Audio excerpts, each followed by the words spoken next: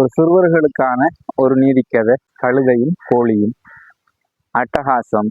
வைக்கோல் களத்துல நின்ற ஒரு கழுதை கிட்ட ஒரு சிங்கம் வந்து சொல்லிக்கன்னா, நான் கழுதையெல்லாம் அடிச்சு சாப்பிட்றல, ஏதோ பசி கொடுமை என்று சொல்லி அந்த சிங்கம் அந்த கழுதையை வேற சரி.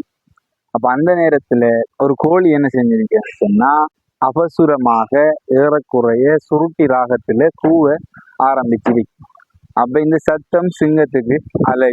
அப்ப சிங்கம் என்ன செஞ்சுக்கன்னு சொன்னா, முன்னம் காலால் ரெண்டு காதையும் பொத்திக்கி ஓடிரி.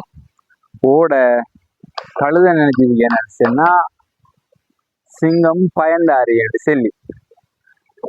அப்ப கழுதை சிங்கத்தை வேற சரி. அப்ப கோழி கூவுறத நிப்பாட்ட மாறி சிங்கம் கழுதைய கபலீகரம் செய்து விட்டது. அதாவது தைரியம் இருக்கணும், அசத்து தைரியம் இருக்கக்கூடாதுங்கிற அந்த கதையோட நீதி. சந்திப்போம். பாய்.